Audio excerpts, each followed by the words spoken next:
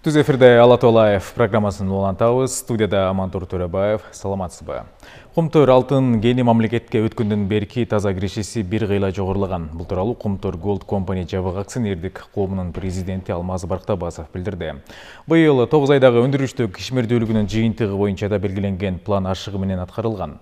Ал эми компанияга тиешелүү болгон тоголук алтын кенинде дагы кызуу иштери башталып, учурда иш жүрүүдө. Урматтуу көрүүчү, программабызда Кумтөр ишканасы тууралуу кеп кылабыз. Бул үчүн берибизгө жаратылыш ресурстары, экология жана техникалык көзөмөл министри Медер Машиевди чакырганбыз. Медер Асанович, саламатсызбы? Саламатсызбы. Студиябызга кош келиңиз. Мына төмөндө айтып өткөндөй эле, ушул Кумтөр Gold Company мамлекетке өткөндөн берки ушул кирешеси бир кыйла жогорлаганы белгиленип атат. Негизи экономикага пайдасы канча, бюджетке канча киреше түшүүдө, ушуларга токтолсок алгач. Рахмат, Амантур. Кумтөр кенде мына мамлекетке өткөнүнө дээрлик 3 жылдын жүзү болуп калды. Өткөндөн бери бир топ көрсөткүчтөрү өзгөрүүлөр болуп, ал көбөйүү жагына өсүп жатат. Негизинен бул техникалык көрсөткүчтөрү дагы, анан каржылык жагы дагы өсүп кетип атат. Мен акыркы жылдардын каржылык жактарына токтоло кетейин. Бул акыркы 3 жылдагы таза пайдалары 2022 жылы 270 миллион доллардан ашык болсо, 2023 жылы эң жогорку көрсөткүчтөргө жетти. Булар 370 миллион долларга чыкты. Азыр быйыл дагы 24 жылдын жыйынтыгы менен 250 миллион доллардын тегерегиндеги таза пайдасын күтүп жатышат. Биз негизинен акыркы 2 жылда ошол пайдалардан, Кумтөрдүн пайдасынан дивидендтерди ала баштадык. Бул мурдагы жылы 140 миллион доллар дивиденд алганбыз мамлекетке. Былтыры 23 жылдын жыйынтыгы менен быйыл 151 миллион доллар республикалык бюджетке дивиденд катары алдык. Жалпысынан 291 миллион доллар алдык. Белгилей кетиш керек, бул ошол Кыргызстанга өткөнгө чейин деги эле Кумтөр иштеле баштагандан бери кыргыз мамлекети ошол Центеран акционери катары болгону 100 миллион долларга жакын гана дивидендтерди алган. Биз акыркы 3 жылда бюджетке дээрлик 300 миллион долларга жакын дивиденд алдык. Бирок ошол эле кезде техникалык жактан дагы көп өзгөрүүлөр бар.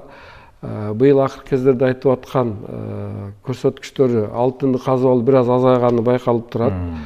22 жылы эң жогорку көрсөткүчтөр болду. Бул 17 тонна 300 килограмм алтын казып алышкан. Былтыры 13,5 тонна казышты. Быйыл дагы 12,5 тоннаны пландаганбыз. Аны аткарып жатышат. Буюрса дагы бир ай калды, 1,5 ай. Алардын дагы бир себептери бар. Себеби Центеран кезинде ошол берилген кен чыккан аянттардан ошол кездерде негизинен курамында алтын көбүрөөк тилкелерди иштетип жүрүшкөн. Ошондуктан биз бул кен биздики мамлекеттик болгондон кийин биз аны тең карап кылышыбыз керек. Ошон үчүн курамында алтын азыраак жерлерде да чогуу иштетип атабыз. Кумтөр бүгүнкү күнгө Кумтөрдүн запастары жылдын башына 140 тоннадан ашык болчу. Быйыл июнь айында акыркы 2-3 жылдан бери Кумтөр компаниясы аркылуу жүргүзүп аткан кошумча чалгындоолордун негизинде түзүлгөн отчетторду запастар боюнча мамлекеттик комиссия, бул биздин министрликте, ошол жерде быйыл июнь айында дагы жаңы запастарды мамлекеттик баланска алдык. Кумтөрдүн эсебине 147,5 тонна запас кабыл алдык. Бул деген өзүңүздөргө маалым болгондой, Кумтөр эми жер астында казуу методу менен казып өтмөкчү. Ошол тилкедеги запастарды койдук. То есть жер астында казуу аянтындагы бүгүн бир бөлүгү 147 тоннаны биз тастыктадык, мамлекеттик баланска алдык. Кийинки жылдан баштап азыр Кумтөрдүн жетекчилиги айтып атат, кийинки 2,5 жылдыкта уже жер астында казып алуу боюнча рудалардан биринчи алтындар чыга баштайт. Бул дагы болсо бул коопсуздукка, бир экологияны бир сактоонун дагы бир болгон аракеттердин бири. Кийинки жылдан ачык түрдөгү казылып аткан рудалар азайып, жабык турда жердин астынан казып алуу көбөйө баштайт. Мындан кийинки ошол жер астындагы карьерлерди өздөштүрүү күчөйт. Медер Асанович, төмөндө белгилеп өттүңүз, баягы экология маселесине да кайрылып, негизи экология маселеси кандай турат? Кумтөр ишканасы ири ишкана болуп эсептелет Кыргыз мамлекетинде. Анан кийин ири ишкананын дагы ири баягы калдыктар болот. Калдык сактоочу жайлар бүгүнкү күндө абалы кандай? Жалпысынан Кумтөр бүгүнкү күндөгү өздөрүнүн долбоорунда бекилген жана экологиялык экспертизасы өткөн долбоорлордун алкагында иш жүргүзөт. Аларды биз байма бай көзөмөлдөп турабыз. Бул жактан жаратылышка Кумтөр өндүрүштүк ишканасы абдан аяр мамиле жасайт. Сиз айткан бул эң чоң ушул таптагы иш-чаралардын бири бул калдык сактоочу жай. Калдык сактоочу жайдын бүгүнкү күндөгү көлөмү 108 миллион куб метрди түзөт. Ал калдык сактоочу жайды бүгүнкү күнгө чейин дагы анализдерди жүргүзүп келет. Бүгүнкү аныктама боюнча калдык сактоочу жайда 120 тоннанын тегерегинде дагы алтын бар. Ал рудаларды иштеткенден алтынды казып алып, рудадан бөлүп алгандан кийинки калдыктары бул калдык сактоочу жайда турат. Бүгүнкү күндө Кумтөр аркылуу ушул калдык сактоочу жайды ошол жердеги алтынды кайра иштетип казып алуунун аракеттери башталган. Бүгүнкү күндө ошол иш-чараларды жасоо үчүн ТО техника-экономикалык негиздемени иштеп чыгуунун үстүндө жүрөт. Бул бүгүнкү күндө ушул тараптагы тажрыйбалуу дүйнөлүк деңгээлдеги компаниялар менен сүйлөшүүлөрдү жүргүзүп, ошолор менен ушул долбоорду техникалык экономикалык негиздеменин долбоорун иштеп чыгуунун үстүндө жүрөт. Бул иш-чаралардын аркасы менен 1-2 жылдан кийин буюрса ошол калдык сактоочу жайын дагы кайрадан иштетүү процесстери башталат. Ал жердеги алтын дагы казып алына баштайт. Ал экинчи рет калдык сактоочу жайды иштеткенден кийин экинчи рет дагы калдык сактоого дагы жай түзүлүп ошол жака болот. Бул дагы экологиялык коопсуздук жагына болгон дагы бир жакшыртуу болуп саналат. Себеби калдыктарды кайра иштетүүдө дагы бир көптөгөн зыяндуу заттары дагы нейтрализация болот. Ошондуктан бул иш-чаралар экологияга дагы бир позитивдүү иш-чаралар болуп саналат. Экологияда калдык, Медер Асанович. Мындан тышкары ушул жакында эле Азербайжанда COP29 климаттык алкактык программалары долбоору ушул башталып, бир катар мамлекеттер катышууда. Өлкө жетекчиси дагы Садыр Жапаров дагы белгилеп өттү эле, экологияга көңүл буруу боюнча кандай гана ишкана болбосун Кыргыз мамлекетинде. Өзүңүз дагы ушул Азербайжан мамлекетине барып, ушул климаттык алкактык долбоорлорго барып катышып келдиңиз. Негизи башка мамлекеттер кандай маселелерди көтөрүп атат жана Кыргыз мамлекети ушул климаттык алкактык программаларында кандай маселелерди көтөрдү? Туура айтасыз, бул негизги бир дүйнөлүк чоң жыйналыштардын бири болот. Биздин министерство бул атайын бекиткен жообого ылайык биздин милдеттердин дагы негизгилери болуп, бул экологияны жана жаратылышты коргоо, биотүрдүүлүктү сактоо бул биздин милдеттерибиз жана министрлер кабинетинин бизге берген ыйгарым укуктуу органы болуп саналабыз. Биз ушул милдеттерди аткаруу максатында көптөгөн иш-чараларды өткөзөбүз. Булардын арасында бүгүнкү күндөгү эң актуалдуу болуп бул климаттын өзгөрүшү. Экология деген багыттагы бул эң бир чоң көлөмдөгү иш-чаралар, эң бир көйгөйлүү, актуалдуу маселелер болуп саналат. Ошондуктан Бириккен Улуттар Уюмунун климаттык өзгөрүү боюнча алкактык конвенциясынын кезектеги конференциясы болуп жатат. Бүгүн жыйынтыкталып жатат бул Баку шаарында.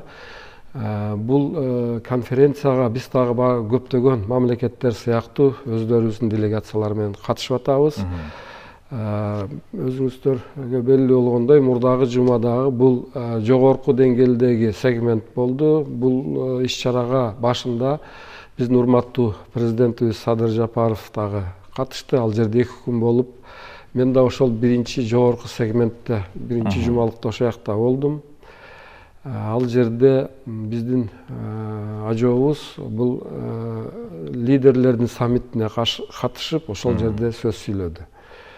Ал жерде биздин Кыргызстандын бүгүнкү күндөгү кылып аткан иш-чаралар жана көйгөйлөрү боюнча дүйнөлүк коомчулукка айтты.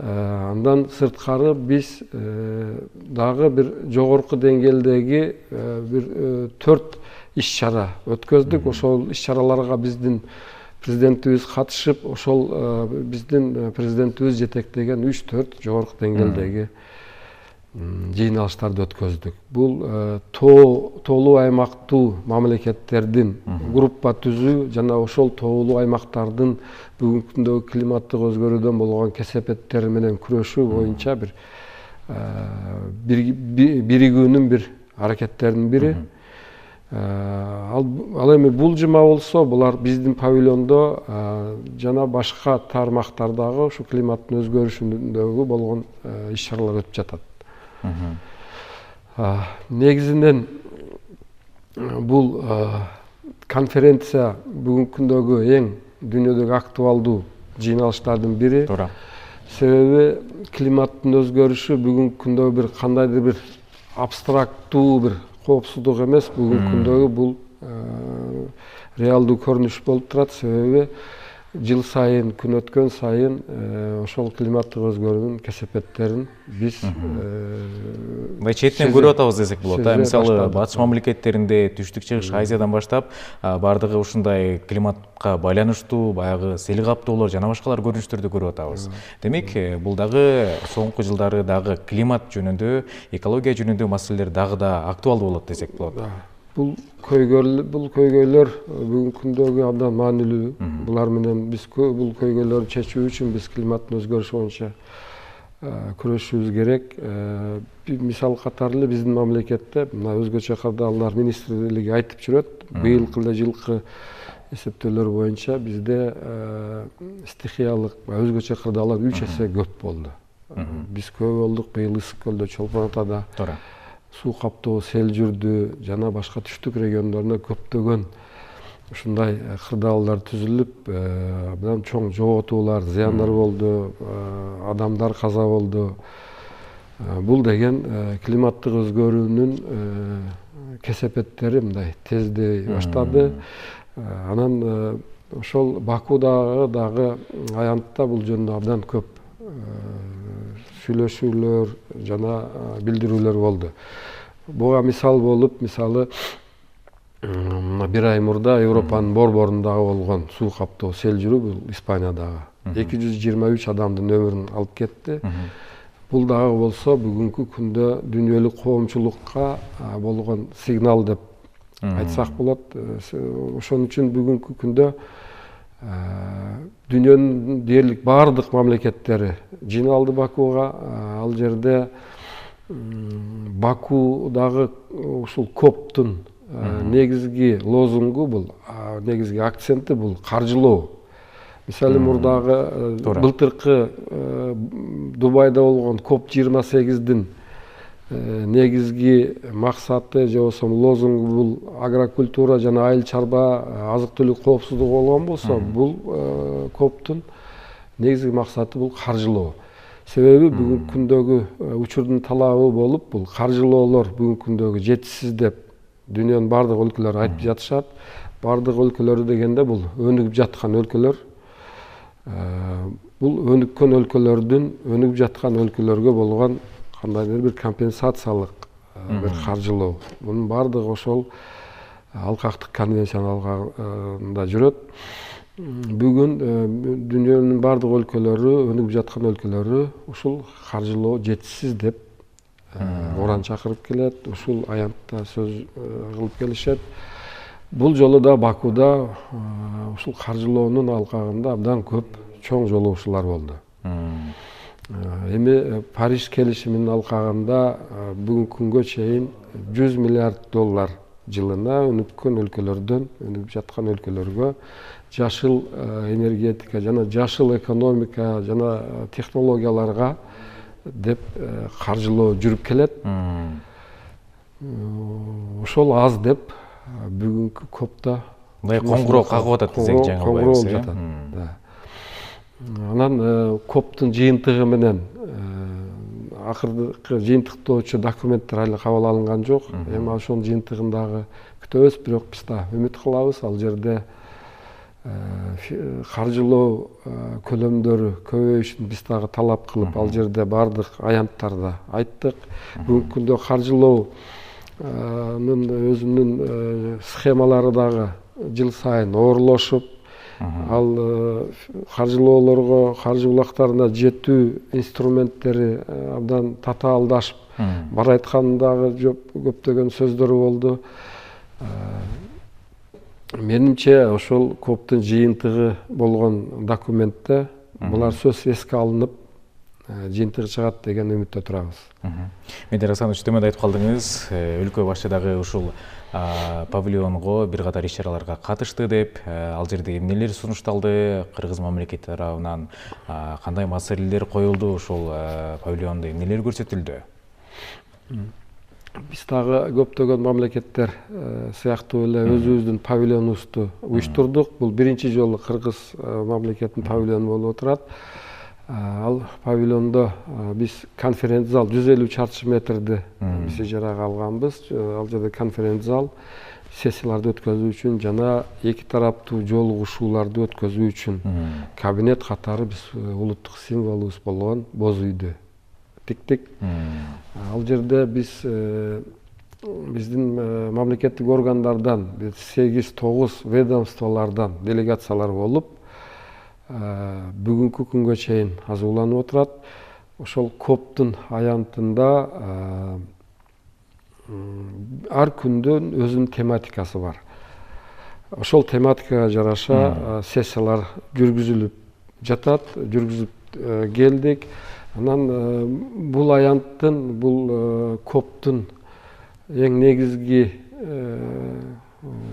бизге жакшы жагы бул бизге чоң мүмкүнчүлүк түзүлдү. Себеби бул каржы институттарынын бардык жана өнөктөштөрдүн бардык жогорку жетекчиликтери ошол жерге чогулду. Биз ошол эле боз үйүбүздө жанагы эки тараптуу жолугушууларды абдан көп өткөздүк.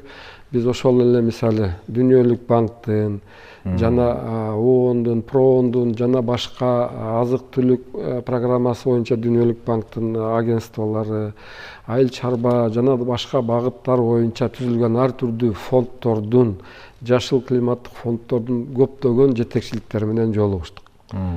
Ошол эле өзгөчө кырдаалдар министри бир нече ондогон жолугушууларды өткөздү, энергетика министри бир нече жолугушууларына, мен дагы көптөгөн жолугушууларды өткөздүк. Ал жетекчиликтери менен мүмкүнчүлүк түзүлүп, бүгүнкү күндөгү биздин мамлекеттеги ошолордун жетекчилери аркылуу чече албай аткан көптөгөн көйгөйлөрдү бул баягы түзмө-түз жолугушуу десек болот. Түзмө-түз жолугушуу. Мисалы үчүн Дүйнөлүк банктын ошол Нью-Йоркто отурган дагы бир биздин Центральный Борбордук Азия, Европаны башкарып турган жетекчиликтери менен жолугуштук. Эң маанилүү болгон бул жашыл климаттык фонд түзүлгөн. Бул ушул алкактык конвенциянын негизги фонду болуп саналат. Ал жерде өзгөчө кырдаалдар министрлиги дагы, мен дагы өз алдынча ошолордун эң негизги жетекчиликтери менен жолугуштук.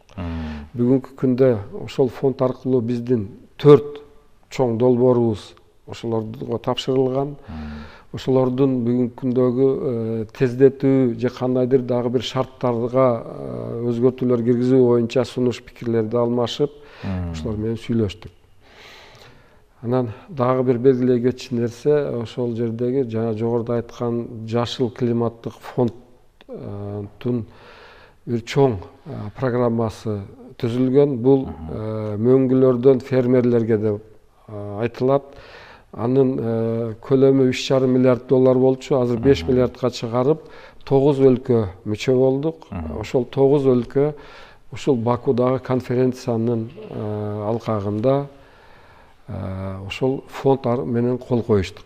Декларацияга кол коюп, келишим түзүлдү. Ал ошол каражаттар Азия өнүктүрүү банкы аркылуу ушул 9 мамлекетке мындан кийинки жылдарда ошол каражаттарды иштетүүгө мүмкүнчүлүк түзүлдү. Биз эми ошол долбоорлордун үстүндө иштей баштайбыз. Мендир Асанович, төмөндө айтып калдыңыз, башка мамлекеттердин ушул жетекчилери менен да жолугушуу болду деп. Негизи билебиз, бир мамлекет баягы далалат кылса дагы башка мамлекеттерсиз баягы чоң долбоорлорду ишке ашыра албайт. Негизи коңшу мамлекеттер менен борбордук Азия деп калдыңыз. Ушул жаратылыш коопсуздугу жаатында, негизи эле жаратылышты сактоо жаатында келишимдер барбы? Албетте, бул климаттын өзгөрүшүнө менен күрөшүү бул кандайдыр бир өлкөнүн жалгыз өзүнүн колунан келбей турган маселе. Бул керек болсо бир региондагы аздык кылат. Бирок биз ушул борбордук Азия региону катары биз дайым биргелешип ушул копко дагы бир позицияларды дайым үндөп келебиз. Бул боюнча дагы көптөгөн биздин мамлекеттер аралык жана ушул регион аралык келишимдерибиз бар. Анан регион аралык түзүлгөн биздин коомдук коммерциялык эмес да уюмдарыбыз бар. Фондторубуз бар. Бул багытта байма-бай иштерди алып барабыз. Ушул Бакудагы коптун алкагында дагы жаңы түзүлмө түзүлдү. Бул Азербайжан менен Өзбекстандын демилгеси менен экология жаатындагы министрликтердин түрк элдери уюмубуздун алкагында ушул министрликтердин биринчи сессиясы болуп өттү. Бул жерге 5 мамлекеттин экология жаатында министрлери катыштык. Бул Өзбекстан, Казакстан, Кыргызстан, Азербайжан жана Турция. Ушул 5 министр биринчи сессияны өткөзүп, декларацияга кол койдук. Бул кызматташуу багытындагы дагы бир уюм болуп түзүлдүк. Бул ОТГ, ошол түрк элдеринин уюмунун министрлеринин бир уюму түзүлдүк. Биз ошол сессияда ушул уюмдун алкагында ушул экология жаатында биргелешип иш алып бара турган келишимдерге кол коюп, мындан кийин дагы бири-бирибиз менен жолугуп, форумдарды өткөзүп, тажрыйба алмашып, жана дагы башка иш-чараларды чогуу өткөзө турган декларацияны кол койдук. Ошол эле сессиянын алкагында кийинки сессияны Казакстан демилгеледи. 25-жылда Казакстанда ошол түрк мамлекеттеринин министрлери экинчи сессияга жыйнала турган болуп, кийинки жылдын күн тартибине иштей баштадык. Мендир Асанович, төмөндө айтып калдыңыз, ушул жаратылышты коргоо жаатында иштер жасалып атат деп.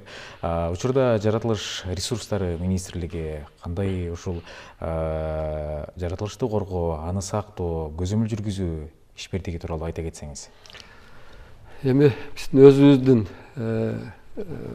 аймактагы маселелерди айта кетсем, бул дагы бир чоң көйгөйлөрдүн бири бул смог. Биздин Бишкектеги абанын булганышы. Баягы кыш келгенде, күз келгенде байкалат, баягы кара түтүндө эле калабыз. Бүгүн дагы коомчулукту ушул бир аз кыжалат кылып турган убагы. Биз дагы ушул атмосфералык абанын коргоо дагы биздин милдеттерибиздин бири. Ошондуктан бизде билесиздер, буга чейин эле ведомство аралык ушул атмосфералык абаны коргоо боюнча комиссия түзүлгөн. Мен ошол комиссияны жетектейм. Жакында эле ушул күз-кыш мезгилиндеги иш аракеттер боюнча дагы ушул комиссиянын отурумуну өткөздүк. Бул багыт боюнча бул атмосфералык абаны сапатын жакшыртуу боюнча бир топ иш-чаралар өткөзөт. Булардын бири мен жогоруда айткандай Дүниелік банк арқылы ақырқы біздің ушул қаржылоо программабыз бар. Ал ишке ашқан. Бұл $50 миллион Дүниелік банктың қаржылоосу бүгінгі күндө иштей баштады. Биринчи компоненти 2 ай мурда иштеп, уже каржы бөлүнүп баштады. Бул биринчи кезекте